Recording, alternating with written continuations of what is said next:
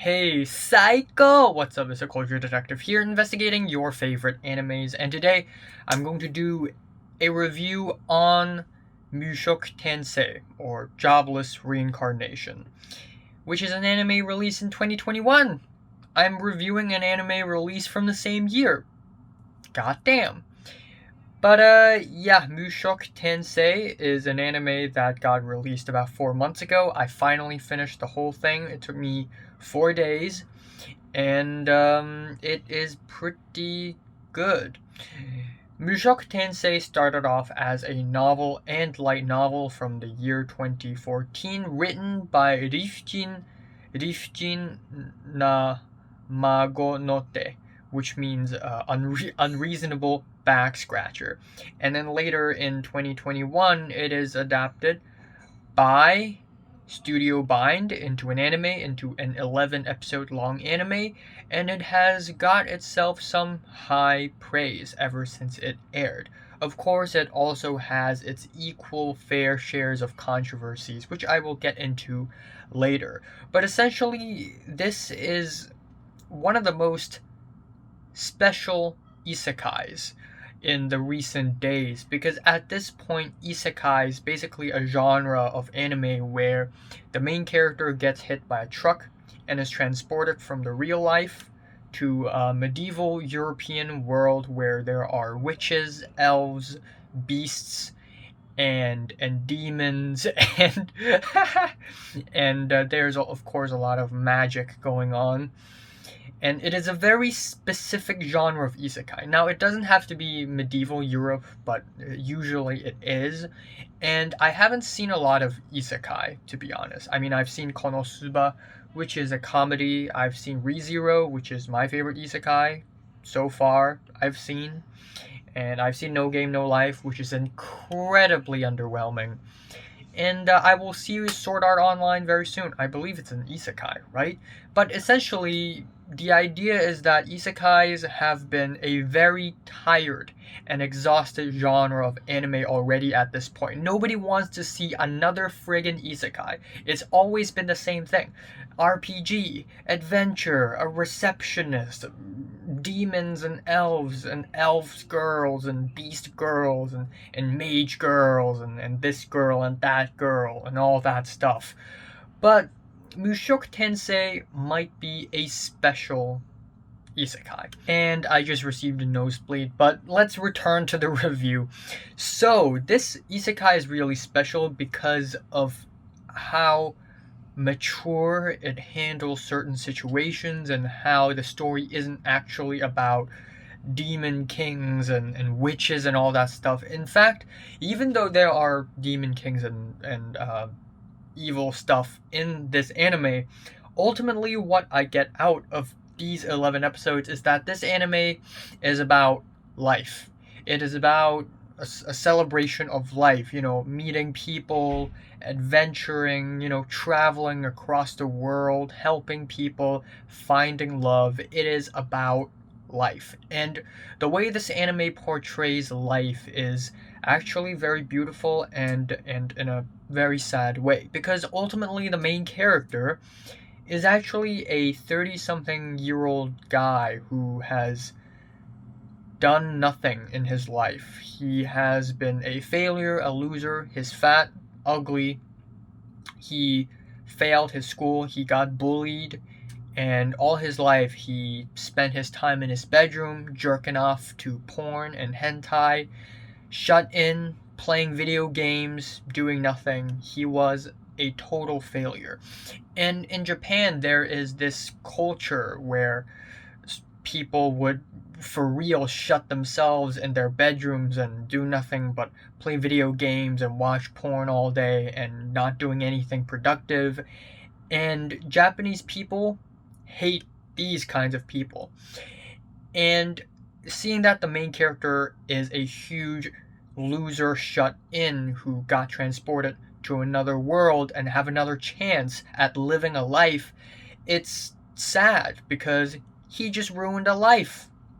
But also, the fact that he's given a second chance is beautiful. And it really made him realize how beautiful life can be.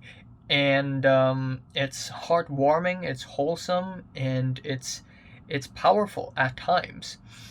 So we have the OP of the anime, and instead of having an opening sequence, there's an opening song, and it plays in the beginning of every episode, and I can't skip it because it literally plays over certain scenes, like montages. And I guess one downside of the OP not being an opening sequence but just being a song is that I literally can't skip it. When I watch 4 episodes of Mushoku Tensei in a day, I have to listen to that song 4 times in a row. But it's a really good song, you know. It's not like this very poppy, explosive radio hit. It's actually very beautiful. It's very folky, and it has a really nice sort of magical vibe, sort of a Lord of the Rings folk kind of vibe, which is really nice. And again, there's something sad and nostalgic about it. It's almost like the main character regrets living his life like that in his past life. And the more he learns how beautiful life can be in his second chance at life, the more he realizes that his first chance at life is really bad. But yeah, beautiful OP. I like the song, and the ED is pretty nice as well. Essentially, we have the first 4 episodes where, for some reason, I feel like this is one of the rare moments where the main character of a story doesn't have a goal.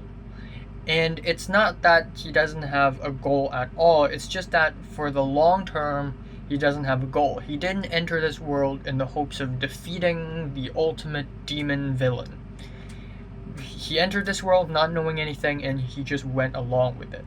And there are some illogical problems I have with this kind of premise, in that, okay, so a 32-year-old guy, I think, ended up in a baby's body, and the baby was born. So the baby still acted like the baby, but at the same time the baby had the mind of a 32-year-old. So how does it even work anyways? Does the baby already have very mature adult thoughts but can't really express it, but he has the mind of an adult, so the baby should be able to still speak the human language? Or is he biologically incapable of, but mentally that of an adult? It's a little illogical, but that's only a minor flaw in my opinion. It doesn't really affect the story all that much. But another thing about the story that is a bit confusing is that I really want to see the personality change. The entire first episode basically spans over 4 years, where we see this montage of the baby growing up. And again, back to that logical problem. When the baby grew up and when he ended up being 4 years old by the end of episode 1, he was actually a really good boy who is very polite and nice and optimistic. And it's like, what? But isn't that the same dude who was a shut-in loser, a ugly fat bastard? Where's the personality change? Usually when 4 years go by and you live in a really nice, cozy house in medieval Europe, like you would have some personality change too. And I really want to see that. Except he was just a baby. But I would like to see that as well. But aside from that, episodes 1 to 4 is still pretty damn good. Again, the main character doesn't really have a long-term goal during these 4 episodes, but we still see him live from day to day life. He learns magic, he learns how to create water balls, and then his parents decided to hire a magic teacher to teach Rudeus, which is his name now, Rudeus Grey Rat, and this teacher is Roxy. And so Roxy, she taught Rudeus how to do magic, and they developed a really nice relationship. And even though 4 years had passed in between Rudeus being a baby and him being a 4-year-old, Rudeus still had perverted thoughts. It's just in him forever. And but these perverted thoughts didn't really turn into anything all that crazy. It's just there with him the whole time. But yeah, we have Roxy teaching Rudeus magic, and then there's an episode where essentially it is revealed that Rudeus' dad, Paul, had an affair with the maid. But the way it's handled, it's so mature, because it's not like this really crazy earth-shattering thing.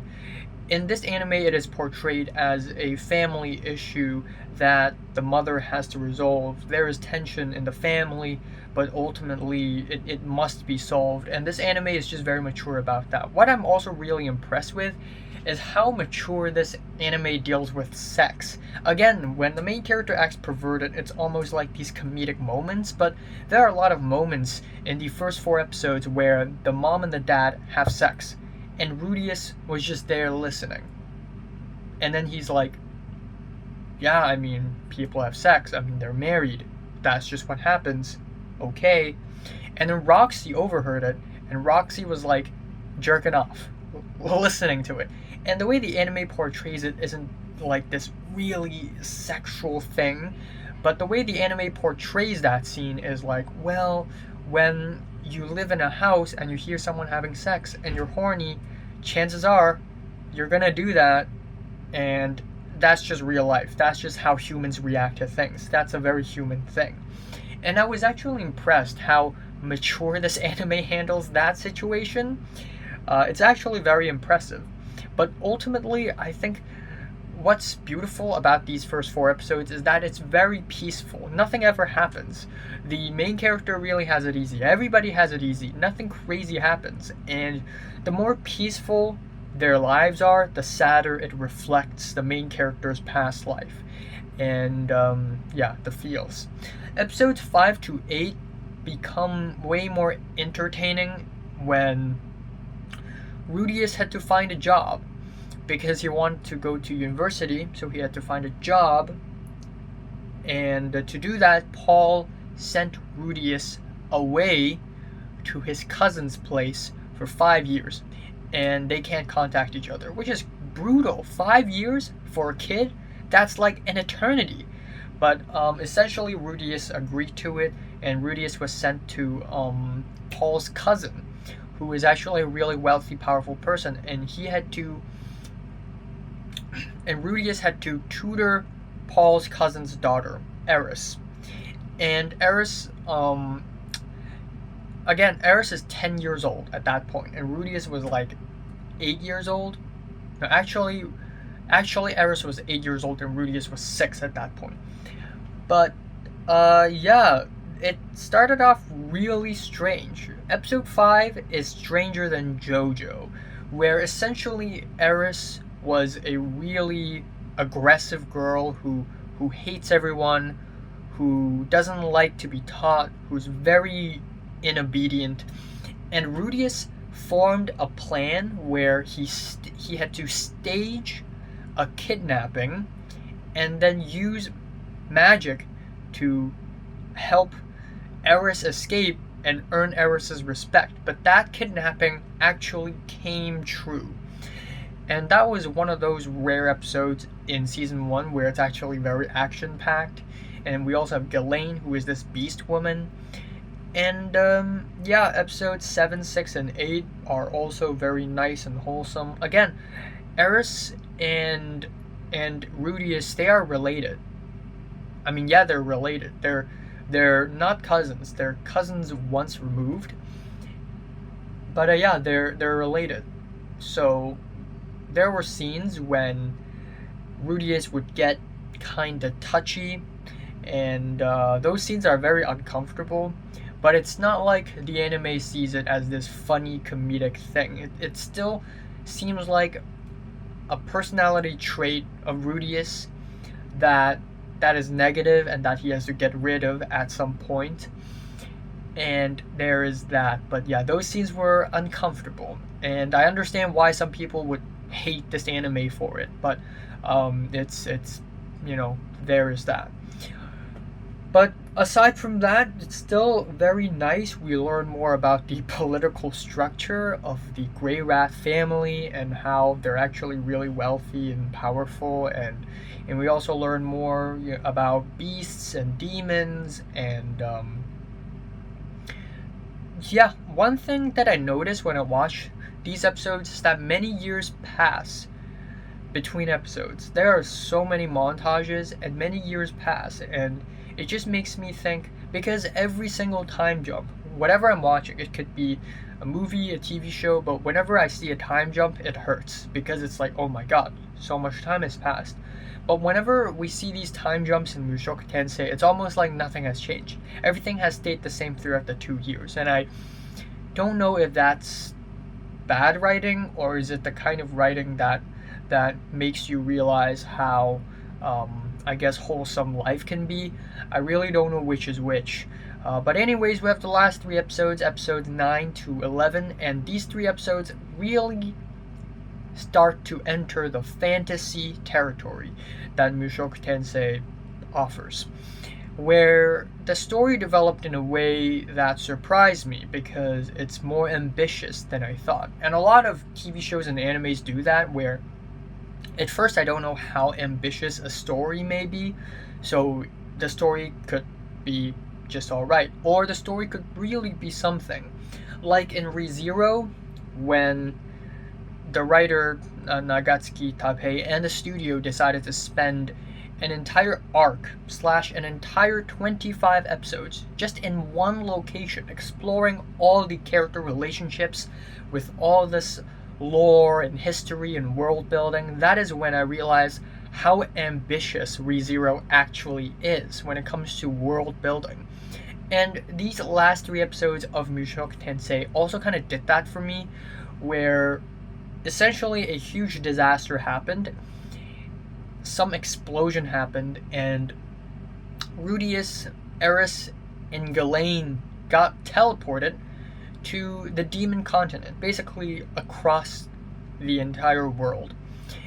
And Ghislaine was missing, and when Ghislaine was missing, I immediately knew that the story is going to be ambitious, because I know that she's going to be missing for a while, and there's going to be a whole story on her side, and that's a lot of room for writing. And then we have the whole idea that they're being transported to another continent, and there are all these towns and cities and all this lore, and they're not the most complex or well written or anything. I mean, it's not a Song of Ice and Fire or anything, but at least there's a whole idea of, oh, there are other continents, there is history. This Laplace person who's worshipped by a lot of humans is actually a very evil person who betrayed his comrades. And Rudeus and Eris met a man called Ruigerd, and Ruigerd is a soup-haired demon who is feared in the entire world, but actually they're really kind and nice, and they're really misunderstood. And we see them bond over each other while traveling across the continent, and Ruigerd promised to Rudeus and Eris to bring them back home. And all at the same time, this disaster also caused other people to be missing, and this created so much more room for story development, and I expect this arc to be way longer than the first 2. It's almost like the first 2 arcs are, water testers. Now we're actually into some fantasy stuff, which is really interesting.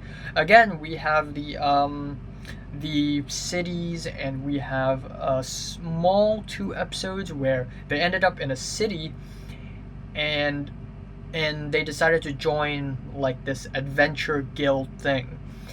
And yeah, at first it's like, what? As if the story isn't already troublesome enough. I mean, I understand that they have to earn money, but this might be a little too much. But this only lasted for 2 episodes. At the end of Mushoku Tensei, they basically left the friggin' city, and at that point I'm like, well, actually, maybe we'll return to the city and learn more about it. Who knows? But yeah, Very promising first season, I must say. For sure, there are a lot of illogical and uncomfortable moments throughout the anime, but I think overall this anime is pretty beautiful and wholesome. It is not exactly about defeating demon kings or defeating witches or any of that. Ultimately, it is about life. It is about the celebration of life, and there's just something really wholesome and beautiful about it. And a lot of people are like, ooh, maybe the writer wrote a kind of story like this like a self-insert. Maybe the writer of the story has been a loser himself and he's writing himself into the story. And maybe that's true. And if that's true, I actually not respect, but I actually admire the story even more. Because it's like, man, um, you know how when secondary school ended, for a while I always fantasized myself, not always, but sometimes I would think, what if I can time travel back to my secondary school life and then tell myself to not do the mistakes that I have made and sort of change the future, or at least revisit my past? And if this story is actually a self-insert kind of story, I actually kind of admire the story even more. I mean, there's something emotional underneath the motivation behind writing this story, and I would actually admire this story even more. But yeah, ultimately it is beautiful, it is wholesome, it is lovely, and it is actually more ambitious than I thought. The voice acting is pretty damn great as well. The Rudeus, when he's narrating his own thoughts, it's actually Sugita Tomokazu, the legendary one and only Gintoki Joseph Joestar Tomokazu Sugita. And he's great, but a lot of other voice actors, they're all pretty damn good. So I'm just gonna leave it at that. Really promising first season. I'm giving Mushoku Tensei season 1 an 8 out of 10. So, have you watched Mushoku Tensei? From 1 to 10, how much did you rate it? Like, and subscribe if you want more. And thanks for watching. Also, I'm about 15 episodes away, or 14, 13 episodes away from ending. Am I? I don't know. Actually, I think I'm 17, 18 episodes away from ending Death Note. So, I'll be reviewing Death Note pretty soon.